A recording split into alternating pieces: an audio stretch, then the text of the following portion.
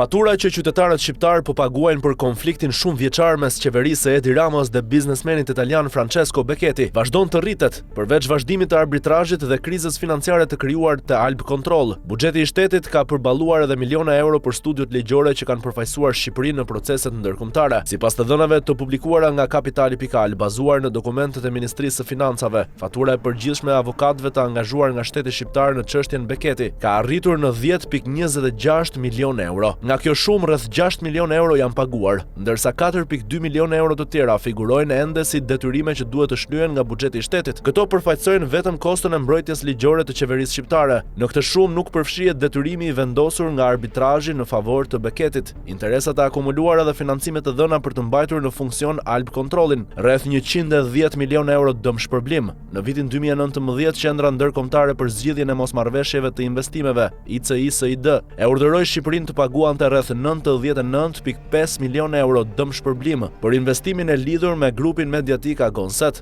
Vendimi parashikonte gjithashtu pagesën e kostove ligjore dhe të arbitrazhit, si dhe të interesave. Për këtë arsye, në debatin publik detyrimi njihet përgjithsisht si fatura prej rreth 110 milion eurosh. Pas vendimit, qeveria shqiptare ndërmori disa përpjekje për të anuluar ose rishikuar atë, por deri tani pa sukses. Shqipëria ju drejtua fillimisht mekanizmave të brendshëm të ICI-SDI-t dhe më pas gjykatave franceze. Edhe gjykata e apelit e Parisit e shpalli të papranueshme kërkesën, duke argumentuar se nuk ka jurisdiksion për të rrëzuar një vendim të sistemit ICI-SID.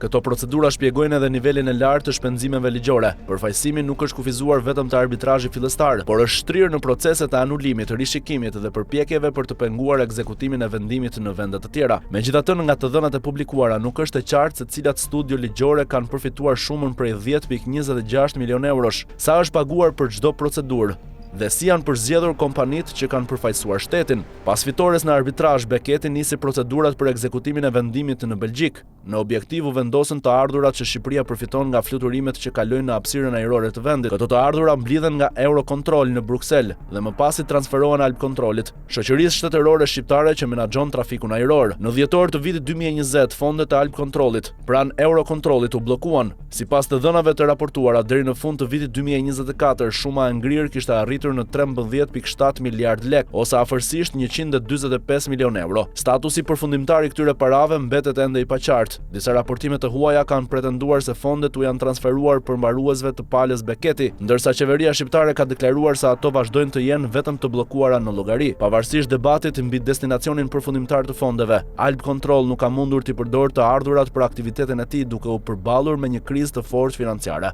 Për të shmangur falimentimin dhe për të garantuar vijimin e shërbimeve të kontrollit ajror, qeveria është detyruar të financojë Alp Controlin me para publike. Sipas të dhënave të publikuara, institucioni ka përfituar hua dhe transferta nga buxheti i shtetit dhe institucione të tjera publike me një vlerë totale që kalon 70 milion euro. Një pjesë e këtyre parave u dha fillimisht si hua, por më pas u transferua si mbështetje kapitale nga fondet publike. Në praktik, ndërsa të ardhurat e krijuara nga përdorimi i hapësirës ajrore shqiptare mbeten të ngrira në Bruksel, funksionimi i Alp Controlit po financohet nga taksat e qytetarëve. Shifra prej 110 milion eurosh të vendimit, 145 milion eurove të bllokuara dhe mbi 70 milion eurove të injektuara në Alp Control nuk mund të mblidhen mekanikisht, pasi një pjesë e fondeve të ngrira mund të përdoret për shlyerjen e detyrimit të arbitrazhit, por fatura e avokatëve dhe financimet e jashtëzakonshme për Alp Controlit janë kosto të veçanta që kanë dalë drejt për drejt nga buxheti. Rasti Becchetti nuk është vetëm një vendim arbitrazhi, ai është kthyer në një zinxhir kostosh që përfshin avokatët, interesat, procedurat gjyqësore, të ardhurat e ngrira të hapësirës ajrore dhe 10 miliona euro të përdorura për të mbajtur Alp Controlin në funksion. Ndërkohë mbetet pa përgjigje pyetja se sa do të rritet më tej kjo faturë dhe kush do të mbajë përgjegjësi për vendimet që e çuan shtetin shqiptar në këtë situatë. Deri tani një gjë është e qartë, koston po e mbulojnë qytetarët shqiptar.